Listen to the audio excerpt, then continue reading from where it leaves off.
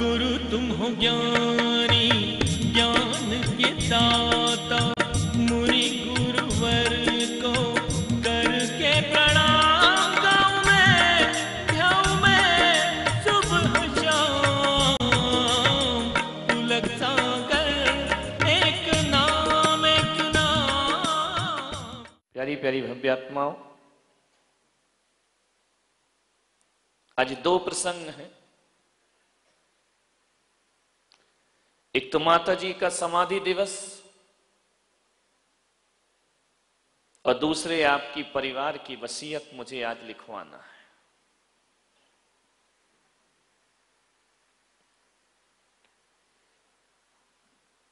हालांकि संसार की ये व्यवस्था है,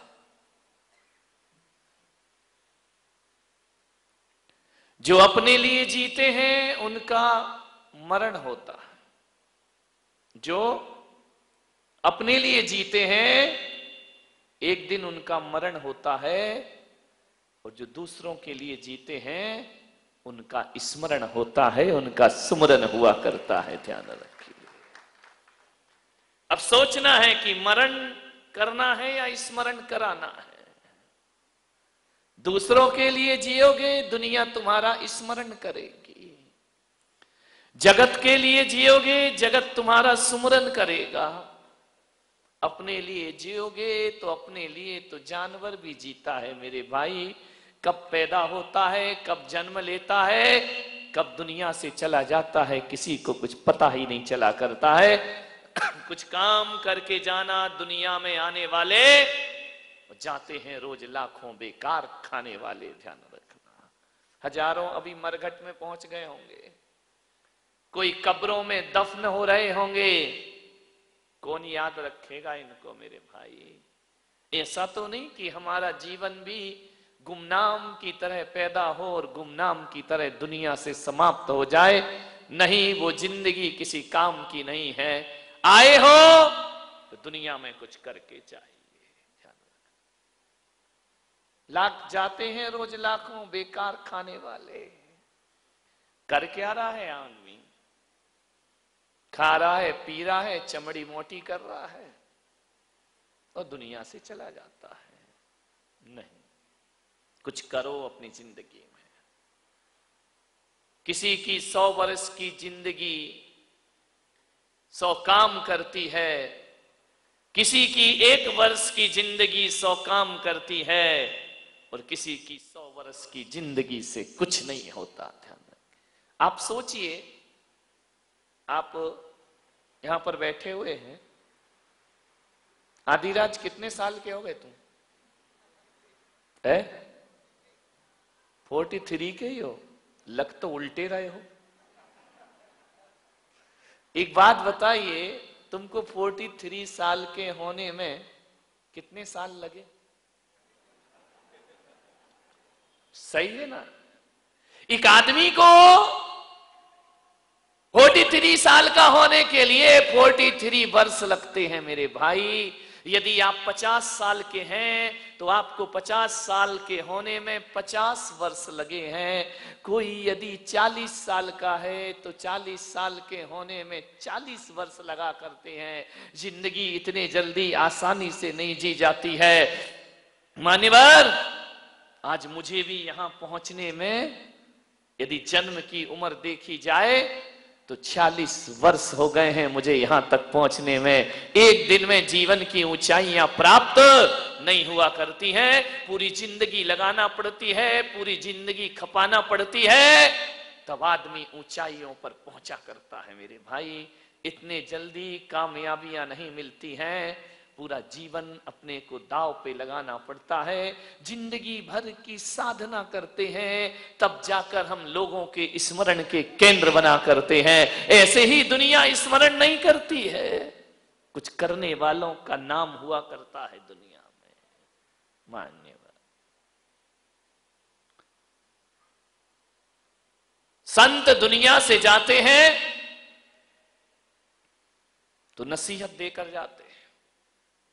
ध्यान रखें। संत दुनिया से जाते हैं तो समाज को नसीहत देते हैं और माँ बाप जब दुनिया से जाते हैं तो संतान को वसीयत दे करके जाया करते हैं, विरासत दे करके जाया करते हैं। जो उन्होंने जिंदगी में कमाया है वो अपने बच्चों को दे करके जाते हैं, और संत ने साधना से जो अर्जित किया है वो समाज को सौंप करके चले जाते। कोई अपने साथ कुछ नहीं ले जाता, ध्यान रखना। एक गरीब से गरीब आदमी भी अपने बच्चे को अपनी औकात के अनुसार कुछ ना कुछ दे करके जरूर जाया करता है, और एक छोटे से छोटा संत भी अपने जीवन काल में समाज के लिए कुछ ना कुछ करके जरूर जाया करता है। ध्यान रखें, बिना दिए कोई जाता नहीं है। लेकिन मेरा आपसे निवेदन है, जिन घरों के बुजुर्ग जीते जी अपनी वसीयत नहीं लिखते हैं, मरने के बाद उन घरों में झगड़े हुआ करते हैं मेरे भाई। अदालत में खड़ी होती हैं औलादें, एक दूसरे के खून के प्यासे हो जाते हैं ये लोग। हमारे जाने के बाद ये दुनिया लड़ेगी, झगड़ेगी, विवाद करेगी। बुद्धिमान वही है जो दुनिया से विदा होने से पहले अपने बच्चों को अपनी वसीयत अपने सामने लिख करके जाता है। बड़े बेटे को ये दिया जाता है, छोटे बेटे को ये दिया जाता है, पत्नी के नाम ये करता हूं, समाज के नाम ये करता हूं, और धर्म के नाम लिख के जाना। ध्यान रखना, जल्दी से लिख देना अपनी वसीयत, देना मत वो अलग बात है, लेकिन लिखना बहुत जरूरी हुआ करता है। लिख करके जाइए।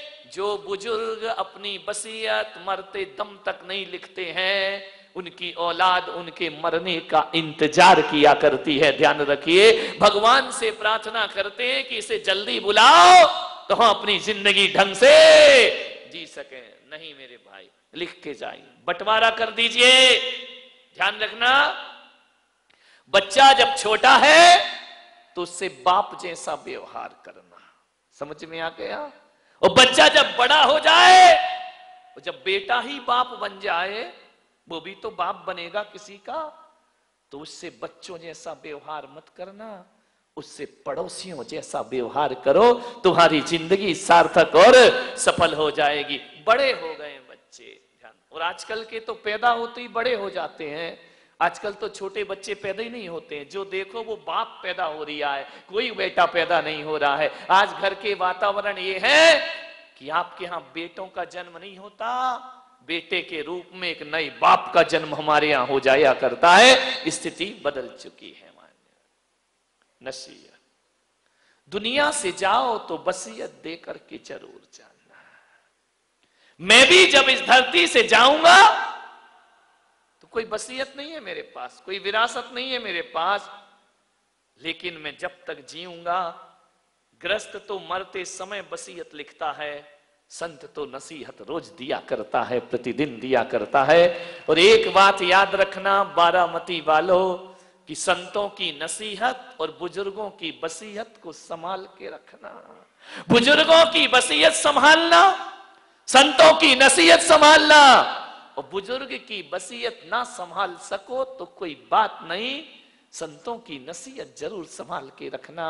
क्योंकि जो संतों की नसीहत को अपनी दुनिया में संभाल के रखता है, इससे बड़ी वसीयत दुनिया में कोई दूसरी नहीं हुआ करती है। मान्यवर, मुझे भी भगवान महावीर कुछ वसीयतें देकर गए हैं।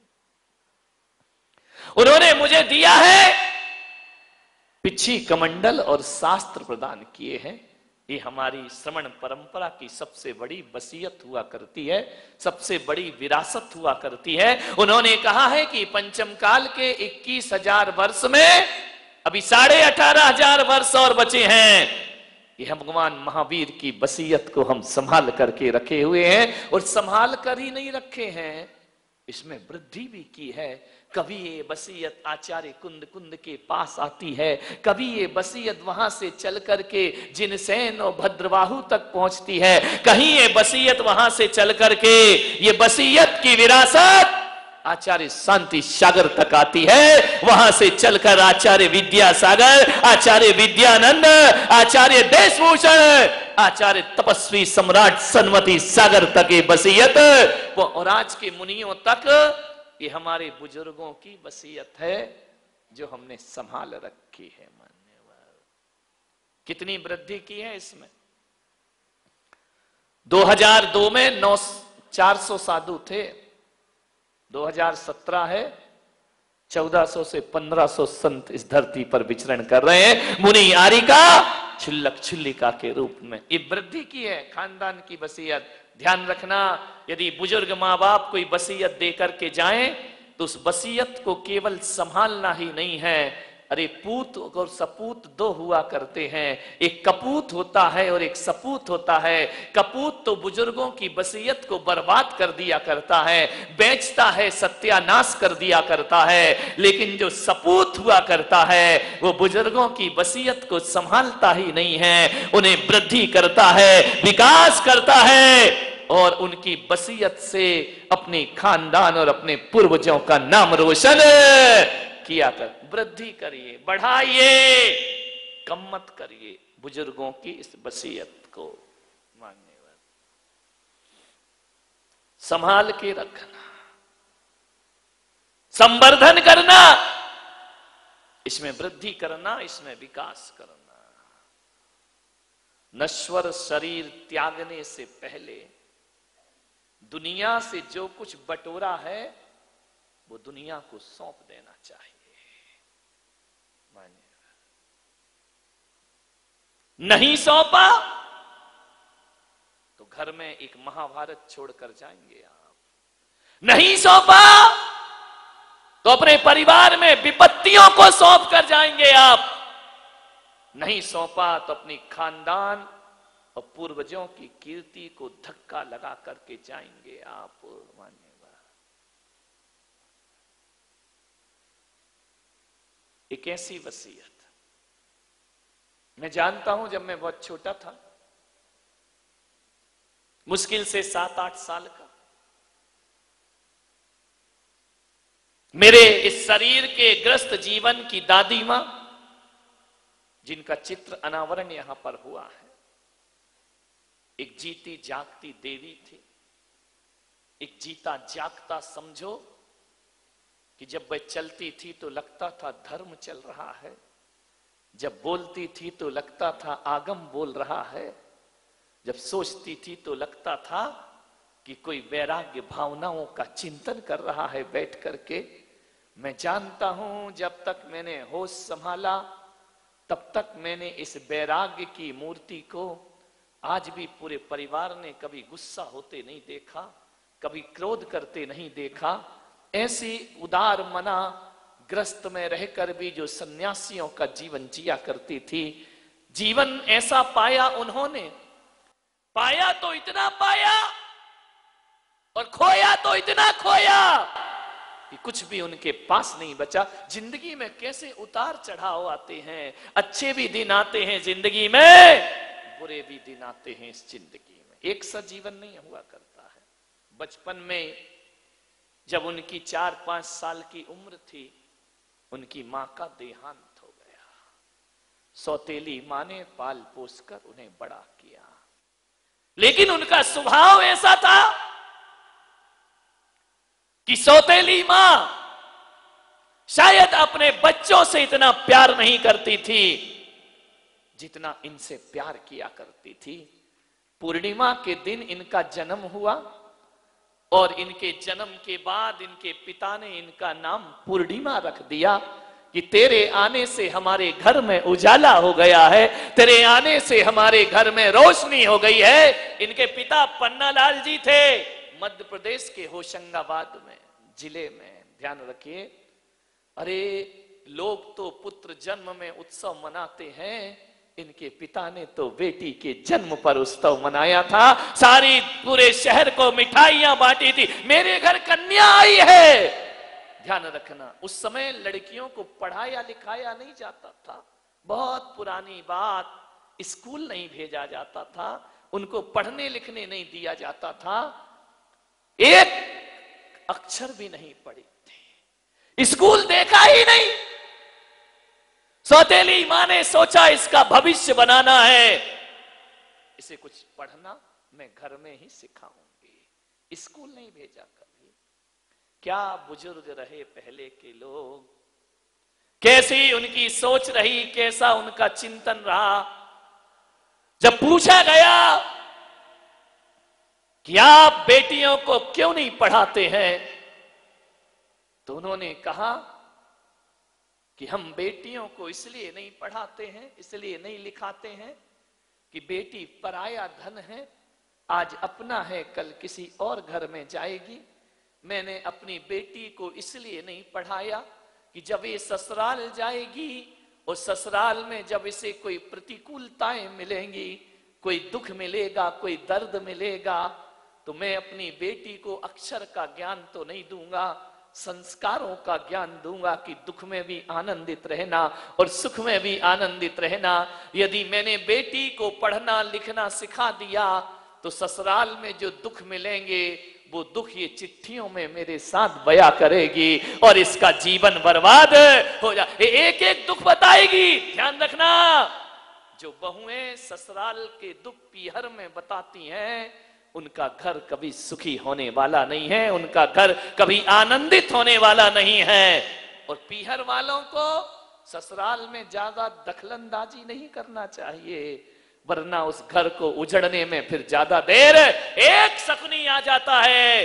पीहर से तो पूरी हस्तिनापुर बर्बाद हो जाया करता है, हस्तिनापुर की बर्बादियां हो जाया करती हैं। ये सोच रही उनकी। मैं ये नहीं कह रहा हूं, मैं तो कह रहा हूं बेटियों को पढ़ाना चाहिए, अनपढ़ नहीं रखना चाहिए। 21वीं सदी की बेटी है, वो कहां 18वीं 19वीं 20वीं सदी का जीवन था उनका। 21वीं सदी में तो बेटी पढ़ लिख करके योग्य बनना चाहिए। खूब पढ़ाइए बेटियों को।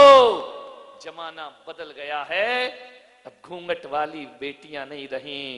ध्यान रखना, अब वो समय नहीं रहा कि एक कमाए और चार खाएं। अब तो चार हो तो चारों को कमाना पड़ेगा, तब जाकर के जिंदगी आराम से कटे। जमाना बदल गया। पढ़ाइए लिखाइए, इन बातों में मत आइए। ये उस समय की बात थी, उस समय बेटियों को नहीं पढ़ाना वहां की व्यवस्था थी, और आज बेटियों को पढ़ाना आज की व्यवस्था हुआ करती है। कोई जरूरी नहीं है कि पुरानी हर चीज सही हो, और मैं ये नहीं मानता कि पुरानी हर चीज सही थी, ये कोई जरूरी नहीं है, और नई हर चीज खराब होगी ये भी कोई जरूरी नहीं हुआ करता है। प्रसारण पुण्यार्जक परिवार जिन शरणम तीर्थधाम के परम संरक्षक संघपति श्री प्रदीप मामा, प्रतिभा मामी, भोपाल। गुरु तुम हो ज्ञान